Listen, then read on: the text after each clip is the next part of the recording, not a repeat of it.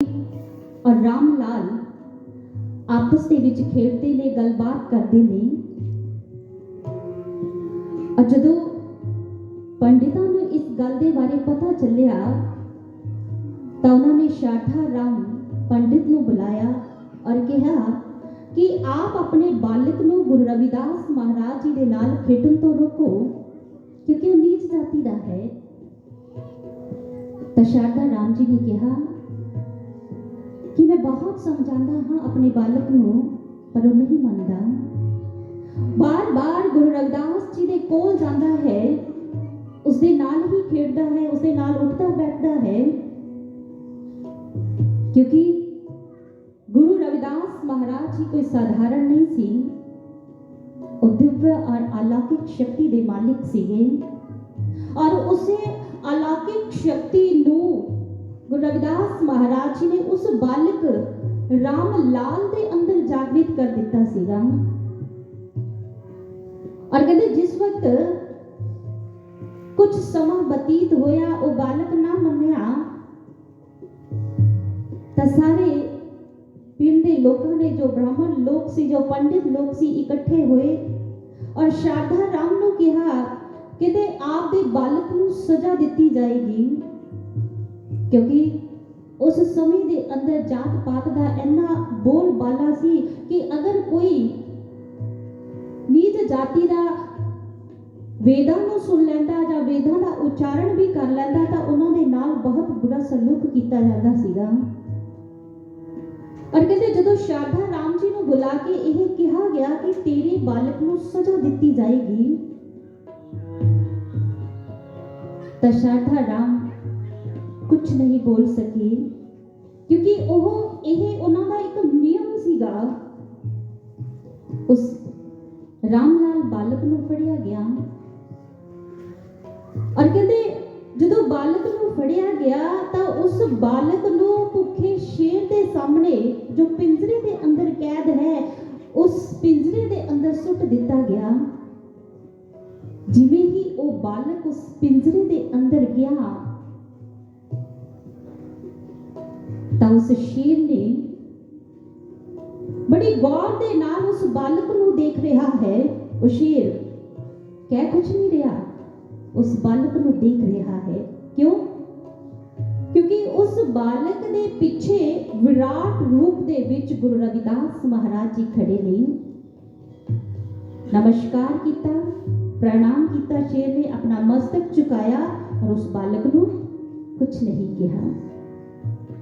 ऐसी लाल तुद बिन कौन करे, गरीब निवाज गुसैया मेरे माथे शतर तरे। क्योंकि गुरु तो बिना लाज कोई नहीं बचा सकता। एक गुरु ही है जो साडी हर पल, हर समय, हर घड़ी रक्षा करता है। गुरु रक्षा किवें करता है? क्योंकि एक सच्चे सेवक दा गुरु कृपा सच्चे साधक दी संपूर्ण तौर पे कुशल खेम करती है, अपने जुम्मे लेंदी है। उसका कुशल जो खेम है, कुशल खेम किया जाता जो दुख दर्द ने, उन्हां दुख दर्दां नू गुरु अपने ते लैंदा है। शिष्य दे जो दुख दर्द ने, सेवक दे जो कष्ट होया करते ने, गुरु उन्हां कष्टां नू अपने शरीर ते धारण करता है। किवें धारण करता है? गुरुदेव श्री आशुतोष महाराज जी, आप सबनों पता होगा कि जदों गुरु महाराज जी के पैरों ते बहुत ज्यादा श्री चरणों ते स्वेलिंग हो गई सी, उन्हां दे चरण सुज गए, हाथ पीले हो गए। उस वक्त गुरु महाराज जी किसी नू भी अपने चरणों का स्पर्श करने नहीं सी दिंदे। तो कहते एक प्रचारक भैन ने गुरुदेव श्री आशुतोष महाराज जी ने पूछा कि महाराज जी आपके पावन पवित्र चरणों ते की होया है? तो गुरुदेव कहते कि किसी के जीवन में बहुत बड़ा कष्ट सी। महाराज जी एकदम शून्य दे विच चले गए, हाथ पीछे लगाए और सोफे दे नाल नेत्र बंद करके उस भैन नूं कहंदे ने कि एक शिष्य दे जीवन दे विच बहुत बड़ा कष्ट सी और उस शिष्य ने जब मेरे स्वरूप के सामने आकर मेरे श्री चरणों को स्पर्श किया और मेरे आगे प्रार्थना करने लगे कि हे गुरुदेव, आप मेरे इस कष्ट का निवारण करें, इस दुख को दूर करें, तो उस वक्त मैंने क्या किया, कहते आधा दुख उसको दिया और उससे कहीं ज्यादा दुख मैंने अपने श्री चरणों पर ले लिया। यह कुशलखेम गुरु अपने शिष्य दे हर एक कष्ट को अपने शरीर ते धारण करता है और ऐसा गुरु ही कर सकता है, कोई आम इंसान नहीं। आप किसी दे कोल किसी दा पता लैन जाते हो, जो कोई बीमार हुंदा है आप उसनू दिलासा दे सकते हो, उसनू दवाई दे सकते हो, उसनू धन रूप दे विच उसकी सहायता कर सकते हो, पर उसका दुख अपने शरीर ते नहीं ले सकते। पर ऐसा कौन करता है? गुरु शिष्य नू ना तो दिलासा दिंदा है ना पैसा दिंदा है, बल्कि उसका दुख ही अपने शरीर ते ले लैंदा है। ये समर्था केवल मात्र गुरु के अंदर है। अपने शिष्य दी, अपने सेवक दी किसे दा किसे तरीके लाज रखता है। और इसी प्रकार राम लाल जो बालक है, जिसके हृदय के अंदर ब्रह्म ज्ञान का बीज का गुरु रविदास महाराज जी ने रोपित कर दिता और विश्वास का बूटा भी लगा दिता। किदों लग्या? जो उसनू भुखे शेर के सामने सुटिया गया, पर उस शेर ने प्रणाम किया, क्योंकि पीछे कौन शक्ति सीगी? गुरु रविदास महाराज जी की वो कृपा काम कर रही सी। शक्ति देख रविदास दी लोक करण प्रणाम, खुशी नाल लै गए रविदास नू अपने धाम।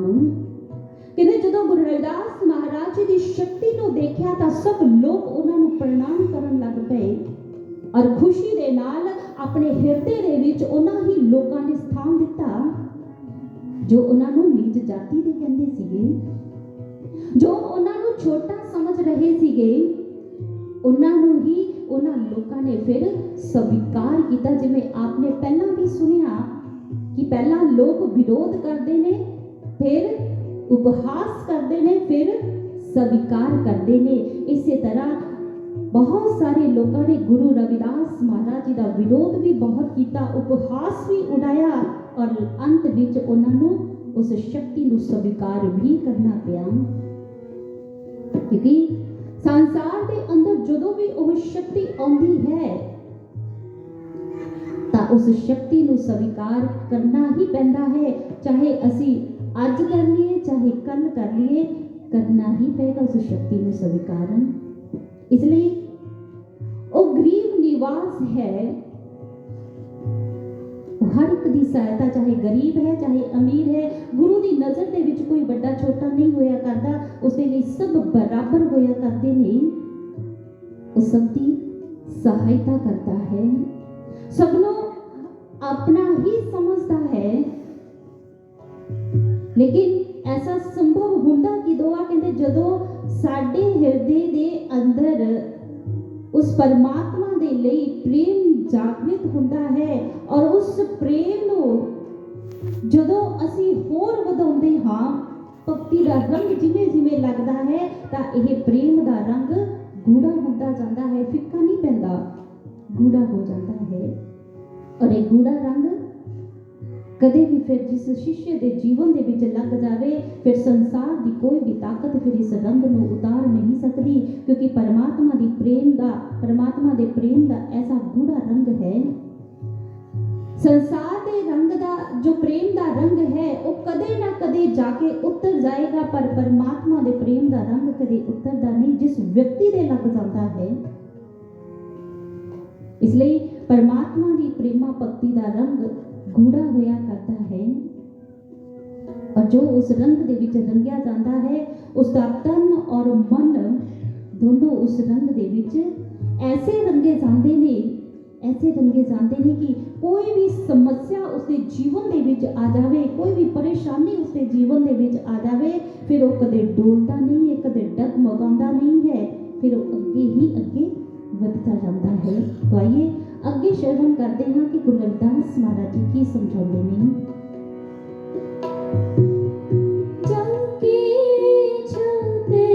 जगत को लागे पर तो ही करे, पर तो ही करे।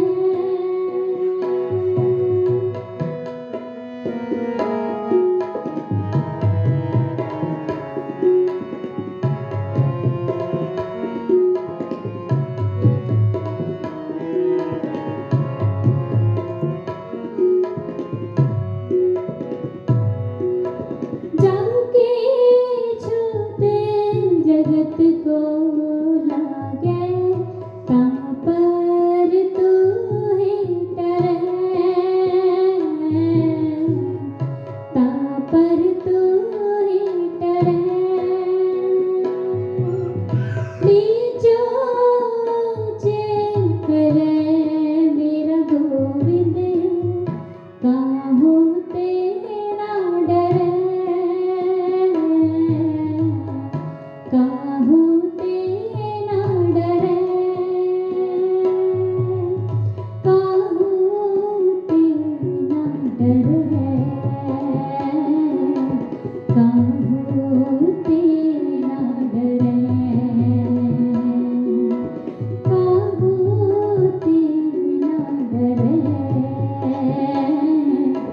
काहू तेरा डरे।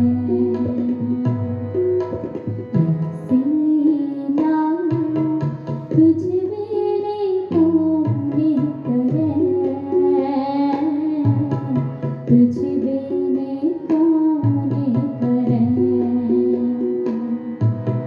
ऐसी लाल तुझ मेरे कोने करे, तुझ मेरे कोने करे। गरीब नवाज सैया मेरा, गरीब नवाज सैया मेरा, माथे छतरे तरे, माथे छतरे तरे। सीना तुझ मेरे कोने करे, तुझ मेरे कोने करे, सीना।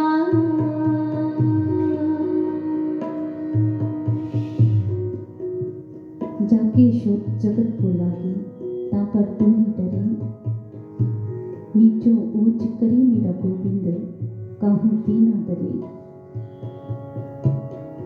उस परमात्मा को किसी का भय नहीं है, जो गुरु होया करता है, निरभय होता है, डर रहित होता है। क्यों? क्योंकि पूरी कायनात, पूरी सृष्टि उदी अधीन है। जो कार्य गुरु कर सकता है उस कार्य में परमात्मा भी नहीं कर सकता। इसलिए गुरु सदा समर्थ होया करती है। वड्डे हथ वडियाइयां जो तिस भावे सो परवान। उस वड्डे दे हथ वडियाइयां ने और जो उसको पाਉਂਦਾ है वो ਉਹੀ करता है, गुरु ਨੂੰ जो अच्छा लगता है। ਹੁਣ कई बार ਅਸੀਂ ਗੁਰਦੇਵ श्री आशुतोष महाराज जी के चरणों के विच प्रार्थना करते हैं कि महाराज जी साडा आ काम इस तरह हो जाए, महाराज जी सानू आ मिल जाए। पर कभी देखिया महाराज जी ने उस गल नूं पूरा किया? महाराज जी वो करते ने जो महाराज जी नूं साडे हित दे विच दिखदा है, ਜਿਸ ਦੇ ਵਿੱਚ ਸਾਡਾ ਕਲਿਆਣ ਹੈ, ਗੁਰੂ ਮਹਾਰਾਜ ਜੀ ਉਹ ਕਰਨਗੇ ਜੋ ਅਸੀਂ ਚਾਹੁੰਦੇ ਹਾਂ। ਕਿਉਂਕਿ ਜਿਵੇਂ ਇੱਕ ਬਾਲਕ ਹੈ, ਛੋਟਾ ਬਾਲਕ ਹੈ, ਜਦੋਂ ਉਹ ਬਾਲਕ ਅੱਗ ਨੂੰ ਫੜਦਾ ਹੈ, ਅੱਗ ਦੇ ਵੱਲ ਦੌੜਦਾ ਹੈ, ਮਾਂ ਉਸ ਨੂੰ ਰੋਕਦੀ ਹੈ। ਕਿਉਂ ਰੋਕਦੀ ਹੈ? ਕਿਉਂਕਿ ਮਾਂ ਨੂੰ ਪਤਾ ਹੈ ਕਿ ਅਗਰ ਮੇਰਾ ਬਾਲਕ ਅੱਗ ਨੂੰ ਪਕੜੇਗਾ ਤਾਂ ਇਹਦਾ ਹੀ ਨੁਕਸਾਨ ਹੋਏਗਾ। ਇਸੇ ਪ੍ਰਕਾਰ ਗੁਰੂ ਸਾਡੀ ਮਾਂ ਹੈ। ਜਦੋਂ ਦੁੱਖ ਸੰਤਾਨ ਨੂੰ ਹੁੰਦਾ ਹੈ ਤਾਂ ਉਸ ਦਾ ਭੋਗ ਮਾਂ ਭੋਗਦੀ ਹੈ। ਇਸੇ ਪ੍ਰਕਾਰ ਜਦੋਂ ਦੁੱਖ ਸੇਵਕ ਨੂੰ ਹੁੰਦਾ ਹੈ ਤਾਂ ਇਹ ਮਤ ਸੋਚਣਾ ਕਿ ਸਾਡਾ ਗੁਰੂ ਵੀ ਪ੍ਰਸੰਨ ਹੈ, ਗੁਰੂ ਨੂੰ ਪ੍ਰਸੰਨਤਾ ਹੋ ਰਹੀ ਹੈ। ਨਹੀਂ, ਗੁਰੂ ਵੀ ਉਸ ਵਕਤ ਸਾਡੇ ਤੋਂ ਕਈ ਗੁਣਾ ਦੁਖੀ ਹੁੰਦਾ ਹੈ, ਕਈ ਗੁਣਾ ਦੁਖੀ। ਇਸ ਲਈ ਗੁਰੂ ਉਹ ਕਰਦਾ ਹੈ ਜੋ ਸਾਡੇ ਹਿੱਤ ਦੇ ਵਿੱਚ ਹੈ, ਜੋ ਸਾਡੇ ਕਲਿਆਣ ਦੇ ਲਈ ਹੈ, ਜੋ ਸਾਨੂੰ ਇਸ ਭਗਤੀ ਮਾਰਗ ਤੇ ਚਲਾ ਕੇ ਰੱਖੇ, ਜੋ ਸਾਨੂੰ ਕਦੇ ਡਗਮਗਾਉਣ ਨਾ ਦੇ। ਆਪ ਦੇਖੋ, ਜਦੋਂ ਸਾਡੇ ਜੀਵਨ ਦੇ ਵਿੱਚ ਪਰੇਸ਼ਾਨੀਆਂ ਆਉਂਦੀਆਂ ਨੇ ਜਾਂ ਦੁਵਿਧਾਵਾਂ ਆਉਂਦੀਆਂ ਨੇ ਤਾਂ ਅਸੀਂ ਕਈ ਵਾਰ ਸੋਚਦੇ ਹਾਂ ਪਤਾ ਨਹੀਂ ਮਹਾਰਾਜ ਜੀ ਦੇਖਦੇ ਵੀ ਆ ਜਾਂ ਨਹੀਂ ਦੇਖਦੇ, ਪਤਾ ਨਹੀਂ ਮਹਾਰਾਜ ਜੀ ਸਾਡੀ ਗੱਲ ਨੂੰ ਸੁਣਦੇ ਵੀ ਆ, ਪਤਾ ਨਹੀਂ ਸੁਣਦੇ। ਪਰ ਉਸ ਵਕਤ ਹਮੇਸ਼ਾ ਇੱਕ ਗੱਲ ਯਾਦ ਰੱਖਣਾ, ਗੁਰੂ ਮਹਾਰਾਜ ਜੀ ਦੀਆਂ ਉਹਨਾਂ ਰਚਨਾਵਾਂ ਨੂੰ ਯਾਦ ਰੱਖਣਾ ਜੋ ਲਿਖਿਆ ਉਹਨਾਂ ਨੇ, कभी डगमगाने मत देना श्रद्धा और विश्वास, तुम हर दुविधा में हमें पाओगे, हर पल अपने साथ तुम। ये गुरुदेव श्री आशुतोष महाराज जी की रचना है। उन्होंने कहा कि कभी भी डगमगाना नहीं, कभी अपने श्रद्धा और विश्वास को डोलन नहीं देना, क्योंकि मैं हर दुविधा दे अंदर, हर समस्या दे अंदर आप दे नाल हां। और ऐसा है भी, वो सानू भावें दिखाई देवे चाहे ना देवे, पर गुरु हर पल हर समय साडे नाल चलता है। क्योंकि गुरुदेव साडे शरीर तो जुदा नहीं, वो तो साडे ही अंदर समाई हुई एक पावन पवित्र शक्ति है, वो अलौकिक शक्ति है जो साडे ही अंदर समाई है। और वो शक्ति हमेशा साडे अंग संग चलती है, हमेशा साडे नाल रहती है। और उसको किसी का कोई डर नहीं है, वो जो मर्जी कर सकता है, क्योंकि सब पूरी कायनात पूरी सृष्टि उसके अधीन है, उसके अनुसार ही चलती है। इसलिए गुरु ना काबिल नूं भी काबिल बना देता है, क्योंकि गुरु के अंदर समर्था है। जिवें हरिया नाम का एक किसान होया, एक व्यक्ति होया, वो हर रोज नदी किनारे तो 2 घड़े भर के लेके आता है। और कहते एक घड़ा जिसके अंदर एक त्रेड़ आई है, वो जो भी पानी लेके आता है वो बूंद बूंद करके पानी कहते उस स्थान पे गिरदा आता है जिथों दी वो हरिया चल के आता है। एक दिन घड़े दे मन दे विच आया कि मेरे अंदर तो कोई गुण भी नहीं है, मेरा मालिक मैनू तोड़ क्यों नहीं दिंदा, मेरे अंदर इन्नियां त्रेड़ा ने, मेरा मालिक मैनू छड्ड क्यों नहीं दिंदा। उसके अंदर घृणा जागृत हो गई। जदों हरिये ने देखा, पलट के देखा उस घड़े दे वल, तां हरिया उसनू समझाउंदा है कि नहीं, ऐसा नहीं है। चुपचाप उस घड़े को अपने हाथ दे विच उठाया और उस पगडंडी ते ले गया, जिथों दी लंघ के वो रोज अपने घरे वापस आता है। और एक साइड ते बहुत सुंदर फुल लगे ने और एक साइड बिल्कुल खाली है। हरिया ने कहा कि देख, ये जो बूंद बूंद पानी तेरे विचों गिरदा है, इसे दे कारण ही कहंदे ये जो पगडंडी दी ये वाली साइड है ये हरी भरी है, इत्थे खुशबूदार फुल लगे ने, ये तेरे कारण ही है। तां उस घड़े ने अपने मालिक दा शुकराना किया और कहा कि ऐसा मालिक दुनिया दे विच बार बार नहीं मिलता, क्योंकि ये कहानी उन्हां 2 घड़ियां दी नहीं, ये कहानी साडी भी है। क्योंकि गुरु ने भी साडे अंदर अनेका तरेड़ा ने, बुराई दियां तरेड़ा ने, विकारां दियां तरेड़ा ने, झूठ फरेब दियां तरेड़ा ने, ऐसिया अनेका ही तरेड़ा साडे जीवन दे अंदर ने। पर गुरु ने कदी ये नहीं कहा कि मैं इन्हां नूं स्वीकार नहीं करना, उन्होंने स्वीकार किया। ना काबिल नूं भी काबिल बनाया, भाव कि ये ब्रह्म ज्ञान दिता, ब्रह्म ज्ञान के काबिल नहीं सी पर गुरु ने बना दिता। ये गुरु की दया है, ये गुरु की रहमत है। वो कुछ भी कर सकता है। नीचो ऊंच करे मेरा गोबिंद, काहू ते ना डरे, उसमें किसी का डर नहीं है। जिवें घटना आती है गुरु नानक पातशाह महाराज जी के समय की। कहते गुरु नानक पातशाह महाराज जी जा रहे ने जंगल के विचों दी, और उस जंगल के अंदर एक आजड़ी भेडा चल रहा है।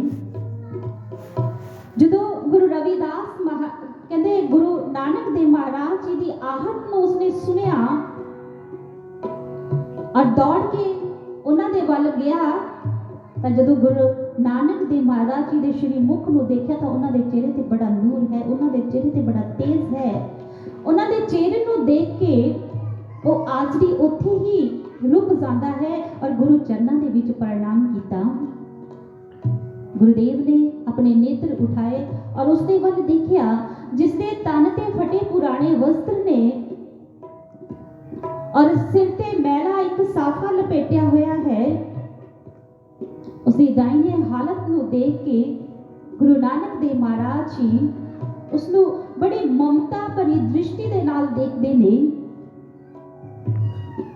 और कहते जदों उस आजड़ी ने गुरु नानक पातशाह महाराज जी के चरणों के विच अपना शीश झुकाया तो उन्होंने गुरु नानक देव महाराज जी के चरण इस प्रकार पकड़ ले जिमें एक बालक अपनी मां की गोद में कस के पकड़ लेंदा है और छड्डदा नहीं है। और इसी प्रकार उस आजड़ी ने जो गुरु नानक देव महाराज जी के चरणों में कस के फड़ लिया तो गुरु नानक देव महाराज जी ने खुद अपने हाथों के नाल उसनों ऊपर उठाया और उसके मस्तक ते अपनी कृपा का हाथ रख दिता।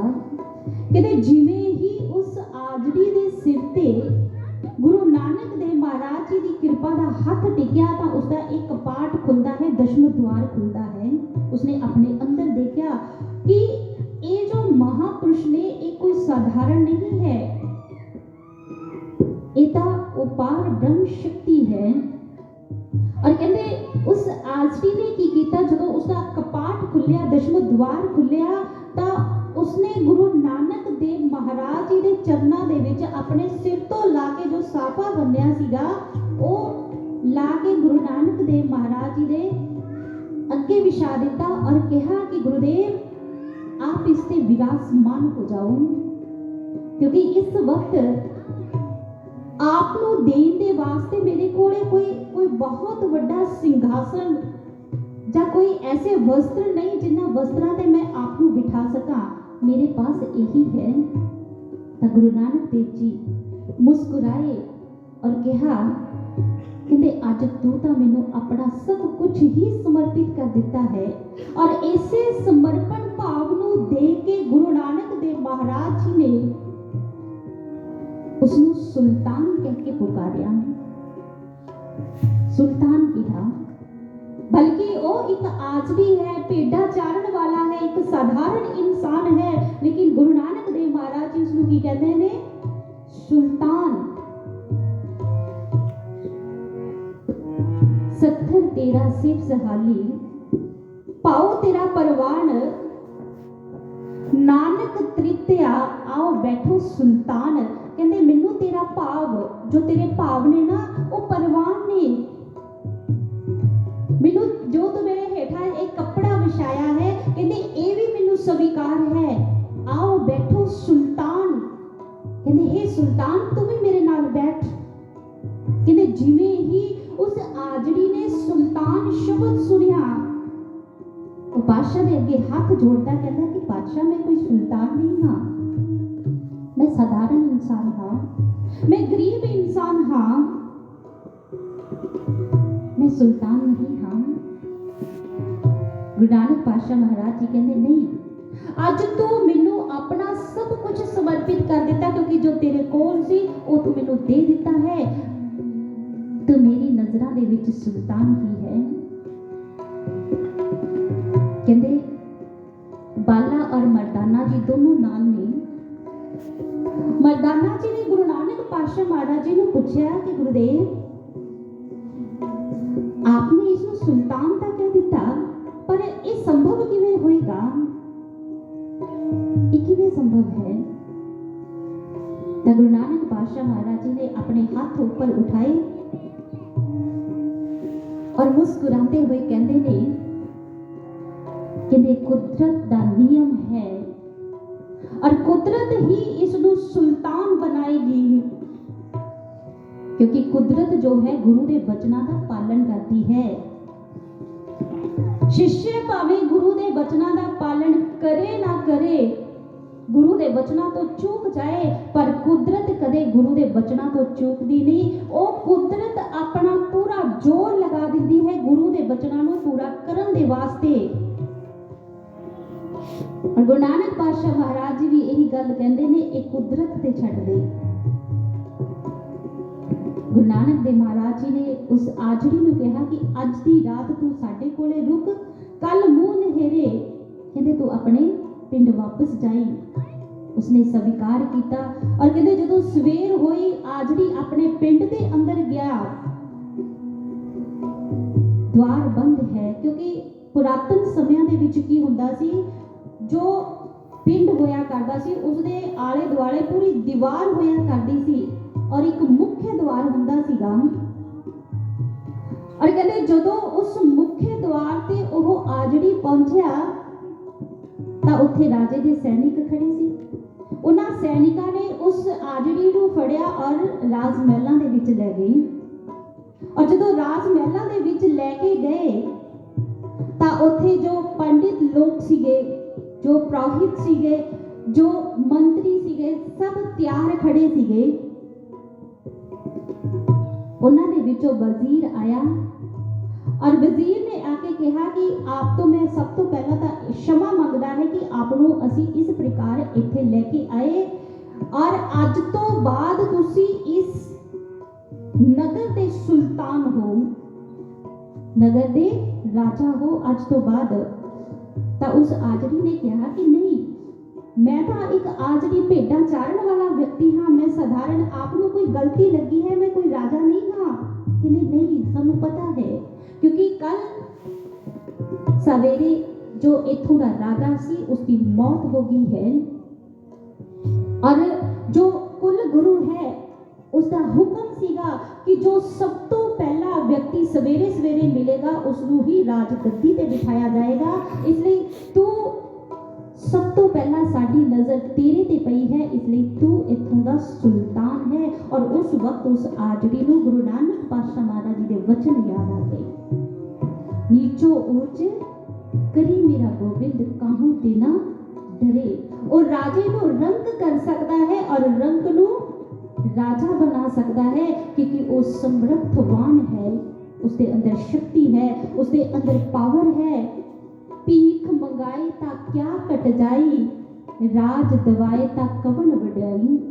जो वो राज भी दे दिंदा है ता इहदे विच साडी कोई वड्याई नहीं है, ये ओदा ही उपकार होया करता है। अगर वो भीख भी मंगाउंदा है ता इहदे विच भी ओदी ही वड्याई है।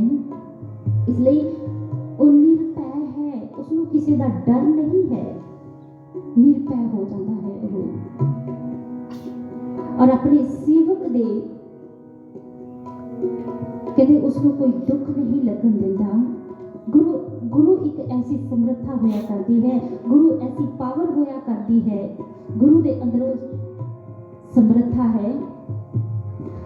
इसी प्रकार कर्मावती हुई जिससे जो नेत्रहीन सी गुरु रविदास महाराज जी उदों बाल्या अवस्था के अंदर सीगे, 3 साल दे सीगे। कहते गुरु रविदास महाराज जी उस माता को बड़ा चढ़ाते ने, क्योंकि वो जो माता सी अखा तो नेत्रहीन है, दिखाई उसको दे नहीं देना, लेकिन अपने तजर्बे के कारण वो चरखा भी कटती है और घर का सारा काम भी करती है। और गुरु रविदास महाराज जी बड़े नटखट सुभाव के सन। कहते उन्होंने की करना, उस माता का चरखा सी जो तकले नूं तोड़ देना, कदी पूड़ियां सुट देनियां, कदी तंद तोड़ देने। बड़ा खजाना उन्होंने कि यह माता मैनू स्पर्श करे, मैनू फड़े, ताकि मैं इसके दुख का निवारण करा। और कहते जिस वक्त माता बहुत ठंडे सुभाव की सी, उसनों कदे भी गुरु रविदास महाराज जी ते क्रोध नहीं आया। जिवें भगवान श्री कृष्ण गोपियां दे नाल ऐसियां लीलावां करते सी और गोपियां कदे भी उन्होंने कुछ कहंदियां नहीं सी, सगों उन्होंने लीलावां नूं देख देख के प्रसन्न होया करदियां सी। और इसे प्रकार गुरु रविदास महाराज जी उस माता नूं बड़ा तंग करते ने, लेकिन माता हमेशा खुश रहती है, शांत रहती है। तो एक दिन की कीता गुरु रविदास महाराज जी ने बाकी बालकां दे नाल मिल के माता का चरखा भी तोड़ दिता। जो पूड़ियां कत्तिया करती सी, उन्हां पूड़ियां नूं भी खिला दिता, सुट दिता। जो गलोटे बनाए सी उन्होंने भी खिलाता, तकला भी तोड़ दिता और माता नूं भी धक्का मार के थल्ले सुट दिता। कहते जो धक्का मारिया तो हुण माता उन्हां बालकां दे पिछे पिछे दौड़दी है। हाथ कौन आए हाथ? जिवें गोपियां दे हाथ कौन आंदे हुंदे सीगे? भगवान कृष्ण। अज रविदास जी उस माता के हाथ आ गए। माता ने उसको पकड़ लिया, कहा कुछ नहीं, घुट के अपने सीने दे नाल लगा लिया। कि जिवें ही उस माता ने गुरु रविदास महाराज जी को अपने सीने दे नाल लगाया, गुरु रविदास महाराज जी ने दोनों हाथ अपने उस माता दियां अखां ते रख दिते और कहते उस तो बाद दोनों हाथ उठाए उसके मस्तक ते रख दिते। कहते जिवें ही रविदास महाराज जी दे हाथ माता दे मस्तक ते टिके, उसका कपाट खुलता है। उसने अपने ही अंदर तिना लोगों का दर्शन कर लिया, अपने ही अंदर उस परमात्मा को देखती है। जब परमात्मा को देखा तो उसके हाथ जुड़ जाते ने और कहती है कि प्रभु हर वक्त तुसी मेरे आले दुआले रहंदे, लेकिन मैं पहचान नहीं सकी। अज तुसी मेरे ते दया कीती है, रहमत कीती है, कृपा कीती है, तो तुसी ही मेरे अंदर इस दिव्य और अलौकिक शक्ति को जागृत कर देता। ये आप दी ही दया है, क्योंकि जो गुरु कर सकता है ना वो कोई नहीं कर सकता। गुरु करता गुरु करने योग, गुरु परमेश्वर है भी योग। गुरु के अंदर योग्यता है, गुरु के अंदर समर्था है। जो गुरु कर सकता है वो कोई नहीं कर सकता, जो गुरु दे सकता है वो कोई नहीं दे सकता। जिथे गुरु पहुंच सकता है उथे कोई नहीं पहुंच सकता। इसलिए गुरु समर्थवान है, वो सब कुछ उसके हाथ है। और ऐसी दया, ऐसी रहमत सिर्फ गुरु के पासों ही मिलिया करती है। संसार के किसी भी रिश्ते दे विचों अगर आप ममता लभन की कोशिश करोगे तो नहीं मिलेगी। अगर संसार के किसी भी रिश्ते दे विचों सच्चा प्रेम लभन की कोशिश करोगे नहीं मिलेगा। संसार के किसी भी रिश्ते तो आप अपने दुख का निवारण लभन की कोशिश करोगे नहीं मिलेगा। एक गुरु है जो साडे दुखों को भी समझता है, जो साडे ते अपनी ममता भी लुटाता है, जो सानू अपना पवित्र प्रेम भी प्रदान करता है। क्योंकि जिन्ना प्रेम पवित्र गुरु का होया करता है, संसार के किसी रिश्ते का प्रेम पवित्र नहीं है। हर एक प्रेम के अंदर कोई ना कोई स्वार्थ होया करता है, पर गुरु के प्रेम के विच कोई स्वार्थ नहीं होया करता। वो निष्काम भावना के नाल अपने सेवक को प्यार करता है। उसको अपने सेवक के प्रति कोई ऐसी कामना नहीं होती कि मैं इस स्वार्थ के प्रति प्रेम कराना। गुरु को कोई स्वार्थ नहीं होया करता। गुरु निस्वार्थ होके सानू प्रेम करता है। और गुरु की दया, गुरु का यही प्रेम सानू उस परमात्मा के नाल जोड़ दिंदा है, जिस परमात्मा के नाल एकाकार होके साडा जीवन सफल बन जाता है। तो आओ लास्ट में सुनते हैं कि गुरु रविदास महाराज जी की कहते हैं। नामदेव कबीर त्रिलोचन सदरा सहित है।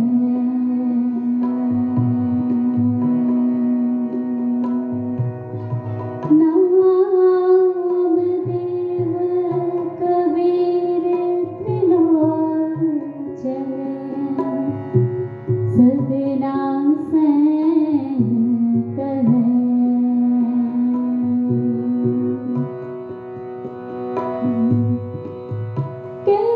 कहरविदास सुनो रे संतो, हर जियो ते सब सहे।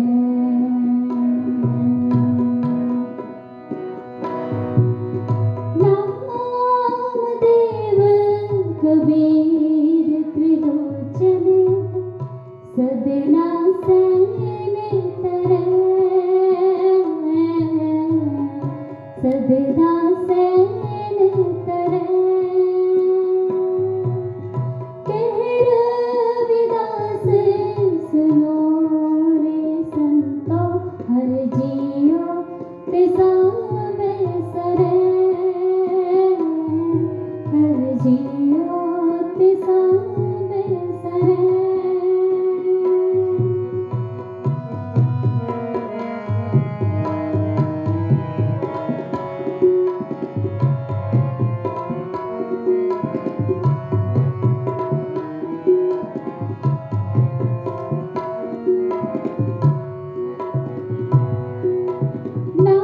नामदेव कबीर त्रिलोचन सदना सैन तरे।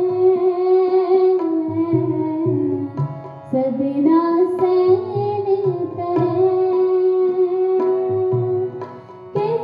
कहरविदास सुनो रे संतो, हर जियो ते सब सरे। हर जियो ते सब सरे। हर जियो ते सब सरे। हर जियो ते सब सरे। हर जियो ते सब सरे। हर जियो ते सब सरे। सीता तुझ मेरे कौन करे। तुझ मेरे कौन करे।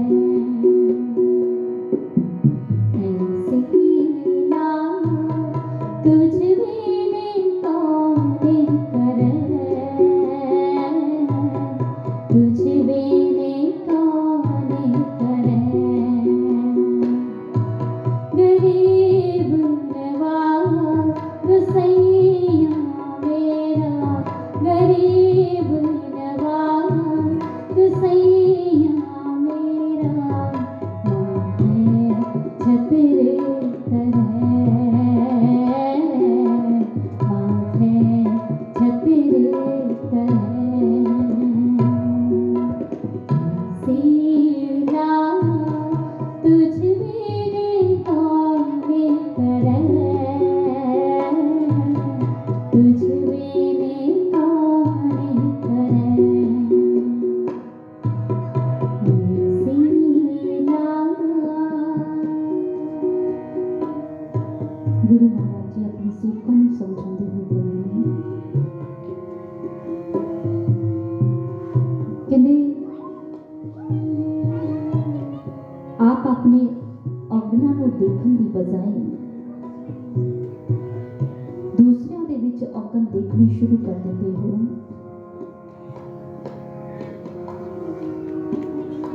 और ऐसे साधक दरबार के अंदर आके भी उन्होंने दृष्टि औगण ही लगती है, औगण ही देखते नहीं। जबकि सानू गुरु ने यह दृष्टि प्रदान की सदगुणा को धारण करने के वास्ते कि आप अपने अंदर सदगुणा को धारण करो। सदगुण जो सानू सच के मार्ग ते लेके जाते नहीं, जो सानू सच के नाल जोड़ते नहीं, वो सदगुण होया करते नहीं। और जो साडे अंदर बुराई को जागृत करते हैं, साडे अंदर विकारां को पैदा करते हैं, जां असी गुरु के आदर्शों को भुल के उन्होंने आदर्शों तो उलट चलते हाँ, ये अवगुण नहीं, ये सदगुण नहीं है। और असी गुरु महाराज जी की उस अलौकिक खुशबू को ग्रहण नहीं कर पाते, क्योंकि गुरु महाराज जी की यह दिव्य समाधि इस विशेष काल के अंदर गुरु महाराज जी की यह पावन पवित्र समाधि होर भी विराट रूप लै चुकी है, जिसका पुंज होर भी विराट हो चुका है। और इसलिए जो पावन पवित्र किरणा ने अलौकिक शक्तियां जो, क्योंकि महापुरुष कहते हैं कहते उस लखना शिष्य होया करता है, कहते जिस दे जीवन दे विच ऐसा गुरु आ जाता है जो गुरु अपनी ही समर्था के अनुसार इस पावन पवित्र समाधि को धारण करता है। समाधि कोई साधारण अवस्था नहीं है, बहुत उच्च अवस्था है। और जदों गुरु एक पूर्ण सदा इस समाधि को धारण करती है और उस समाधि वाली देह दे विचों जदों वो किरणा निकलदियां ने, वो प्रकाश का पुंज इकट्ठा होता है। और जदों प्रकाश का पुंज इकट्ठा होता है तो उसदियां जो किरणा ने ਵੱਖ-ਵੱਖ ਥਾਵਾਂ ਤੇ ਪੈਂਦੀਆਂ ਨੇ, जिसनों ਉਹ प्रभावित करदियां ने। ऐसा नहीं कि वो पुंज केवल मात्र साधका ਨੂੰ ही पोषित करता है, नहीं, गुरु की समाधि का ਉਹ पुंज पूरी सृष्टि को पोषित करता है, पूरी सृष्टि को पोषित करता है। पूरी सृष्टि के अंदर उन्हां किरणां का विस्तार होता है। और असी अपनी ही कमियां के कारण, अपनी ही गलतियां के कारण असी उस खुशबू तो, उस पुंज तो वंचित रह जाते हाँ। इसलिए गुरुदेव श्री आशुतोष महाराज जी कहते आप अपनी बुद्धि को एक साइड ते हटा के सदबुद्धि का प्रयोग करो, विवेक का प्रयोग करो, ताकि आप मेरिया इस पवित्र जो वाइब्रेशन है, जो किरणा ने, आप इन्हां नूं धारण कर सको और आप दे अंदर भी वो पवित्र गुण आ सकन, जो गुण मैं आप नूं प्रदान करना चाहता हाँ। गुरु सानू ऐसे गुणों का मालिक बनाना चाहते हैं। असी अपनी ही सोच के कारण, अपनी ही बुद्धि के कारण, अपनी मनमति के कारण असी इन्हां चीज़ों तो वंचित रह जाते हाँ। इसलिए इन्हां चीज़ों को त्यागना पएगा, जीवन के अंदर त्याग लेके आना पएगा। अपना कहते अपना अध्ययन करो, ध्यान दे विच बैठ के अपनी कमियां ते कहते काम करना शुरू करो कि मेरे विच किहड़ी कमी है और मैं इस कमी को किवें पूरा कर सकता हाँ, किवें अपने अंदरों इस कमी को खत्म कर सकता हाँ, बदल सकता हाँ। ये ध्यान साधना के द्वारा ही सानू साडे अंदरों पता लगता है। बाहरों बेशक सानू कोई दसे पर असी उसकी गल ते गौर नहीं करते, पर जदों असी अंतर ध्यान होके अंतर आत्मा के नाल जुड़ के बैठते हाँ और जदों साडी आत्मा सानू साडे अवगुणों के बारे अवगत करवाती है, दसती है, फिर इंसान उस ते काम करना शुरू कर देता है। सज्जन ठग थोड़े दिनों के विच संत नहीं बनया, किवें बन गया? क्योंकि उसने अपने आप ते काम किया। ਆਪਣੀਆਂ ਕਮੀਆਂ ਤੇ ਕੰਮ ਕੀਤਾ। ਇਸ ਲਈ ਕਹਿੰਦੇ ਸੱਜਣ ਠੱਗ ਸੱਜਣ ਸੰਤ ਬਣ ਗਿਆ। ਕਮੀਆਂ ਤੇ ਕੰਮ ਕਰਨਾ ਪਏਗਾ। ਔਰ ਗੁਰੂ ਸਾਨੂੰ ਇਹੀ ਸਮਝਾਉਂਦੇ ਨੇ, ਕਿਉਂਕਿ ਪਰਮਾਤਮਾ ਦਾ ਜੋ ਪ੍ਰੇਮ ਹੈ ਉਹ ਖਰੀਦਿਆ ਨਹੀਂ ਜਾ ਸਕਦਾ, ਉਸ ਨੂੰ ਤਾਂ ਪ੍ਰਾਪਤ ਕੀਤਾ ਜਾਂਦਾ ਹੈ। ਔਰ ਗੁਰੂ ਰਵਿਦਾਸ ਮਹਾਰਾਜ ਜੀ ਦੀ ਇਹ ਪਾਵਨ ਰਚਨਾ ਸਾਨੂੰ ਇਹੀ ਸਮਝਾਉਂਦੀ ਹੈ कि गोविंद गोविंद संग नाम दियो मन लीना, आड़ दाम को शिप्रो हुयो लिखीना, बुनना तलना त्याग के प्रीत चरण कबीरा, नीच कुल जुलाहरा पयो गुनी कोहीरा, रविदास टवंता टोर नित दिन तागी त्यागी माया, प्रकट होया साध संग हर दर्शन पाया, सैन नाई बुतकारिया और कर कर सुनिया, हृदय वसिया पार ब्रह्म भक्ता में गणिया, ए विध सुन के जाठरो उठ भक्ति लागा, मिले प्रतख गुसाइया तन्ना वट पागा। गोबिंद गोबिंद संग नाम दियो मन लीना, कहते अपने मन नू उस गोबिंद दे नाल जोड़ दियो।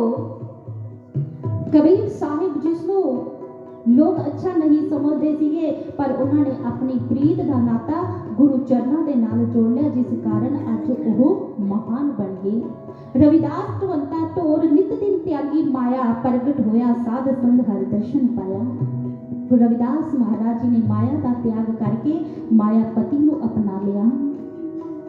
सैन नाई जिसके बारे असी सुनते हाँ कि सैन राजे के दरबार के अंदर नाई का काम करता सीगा, लेकिन जदों उन्होंने साधु की संगत मिल गई, सतगुरु का संग मिल गया, तो एक दिन इन्ना मस्त हो गया कि राजे के दरबार के विच जाना भुल गया।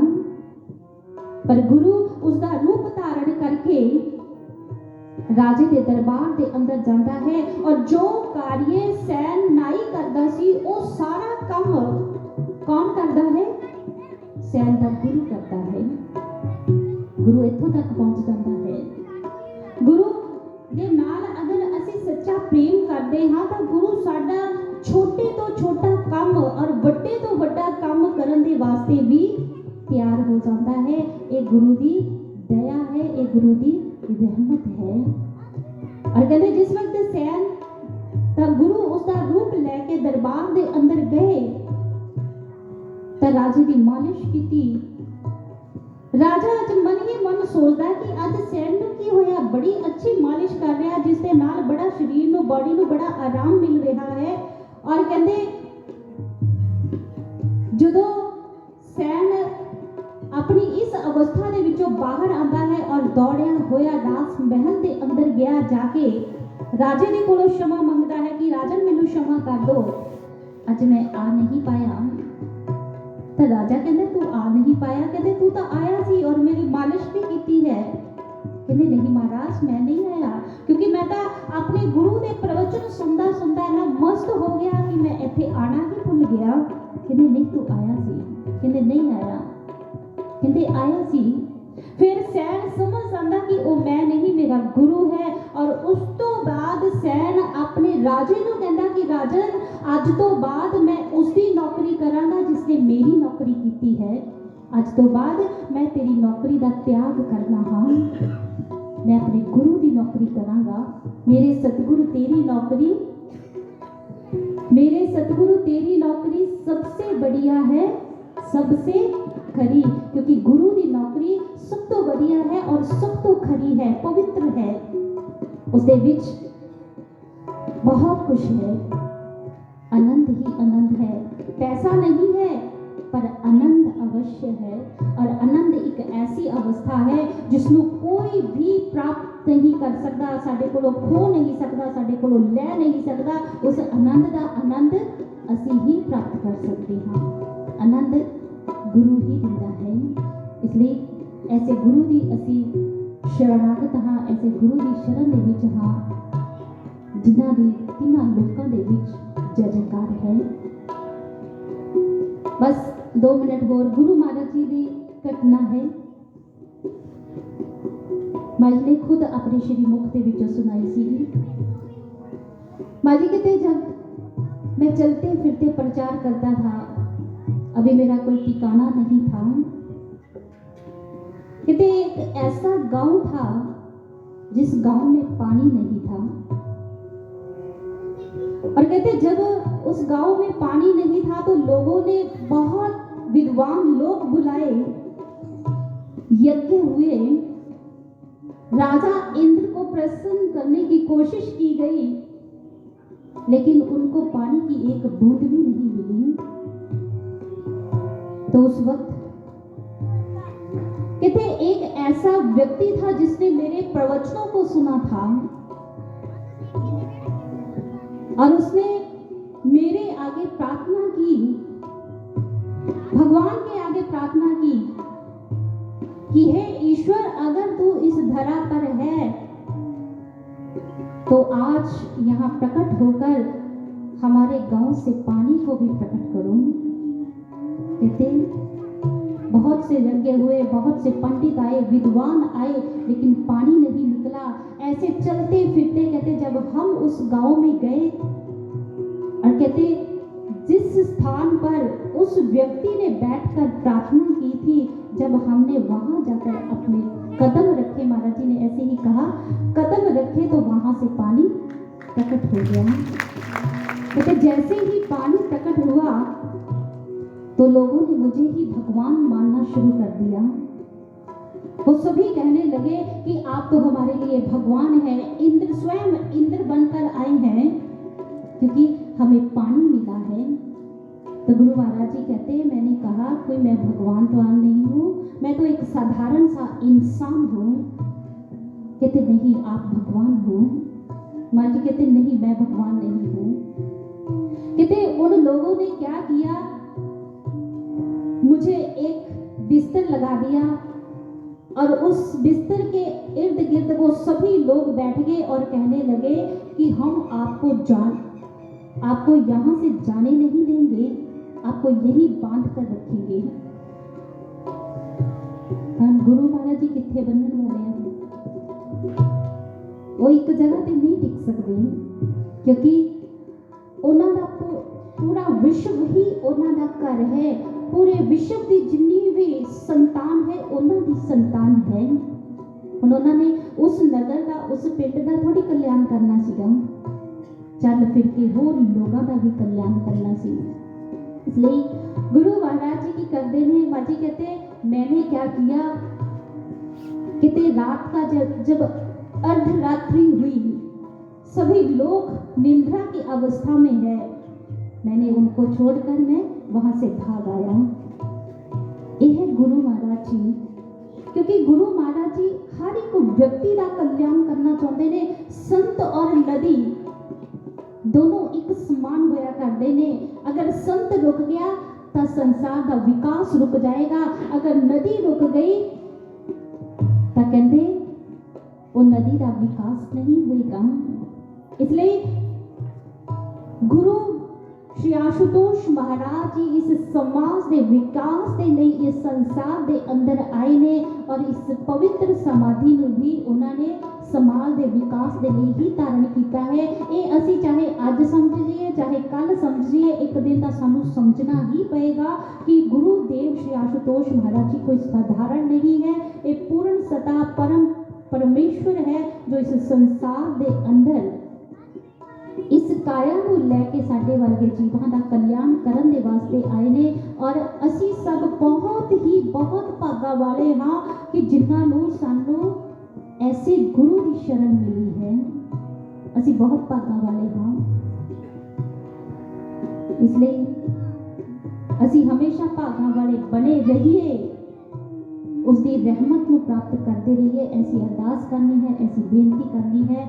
और कैसी बेनती करनी है, जो बेनती गुरु रविदास महाराज जी करते ने, ऐसी लाल तुत बिन कौन करे, गरीब निवाज कुसमिया मेरे माथे छतर तरे। उन्होंने साडे सिर ते ज्ञान का ताज रखा है, साडी लाज बचाई है, जमा दी मार तो सानू बचाया है, 84 दे बंधना तो आजाद किया है। ऐसी लाज गुरु ही रख सकता है। इसलिए गुरु ने साडे सिर ते जो ज्ञान का ताज रखा है, असीं उसकी कदर करिए, असीं उसकी कीमत नूं जानिए और ਗੁਰੂ ਦੇ ਸਨਿਧੀ ਨੂੰ, ਗੁਰੂ ਦੇ ਚਰਨਾਂ ਦੇ ਵਿੱਚ ਆਪਣੇ ਜੀਵਨ ਨੂੰ ਬਤੀਤ ਕਰੀਏ। ਐਸੇ ਗੁਰੂ ਦੇ ਚਰਨਾਂ ਦੇ ਨਾਲ ਆਪਣੀ ਪ੍ਰੀਤ ਨੂੰ ਜੋੜ ਕੇ ਰੱਖੀਏ ਹਮੇਸ਼ਾ ਹਮੇਸ਼ਾ ਦੇ ਲਈ। ਸੋ ਇਹੀ ਵਿਚਾਰ ਸੀ ਔਰ ਇਹਨਾਂ ਵਿਚਾਰਾਂ ਦੇ ਨਾਲ ਇੱਥੇ ਹੀ ਗੁਰੂ ਦੇਵ ਦੇ ਅੱਗੇ ਪ੍ਰਾਰਥਨਾ ਕਰਦੇ ਹਾਂ ਕਿ ਗੁਰੂਦੇਵ ਸਭ ਤੇ ਦਇਆ ਕਰਨਾ, ਸਭ ਨੂੰ ਆਪਣੀ ਕਿਰਪਾ ਦਾ ਪਾਤਰ ਬਣਾना, सब तेरी रहमत दे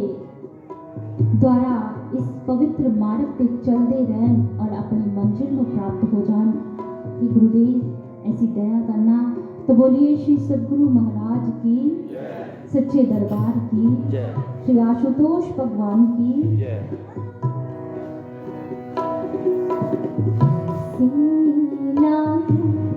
तुझ में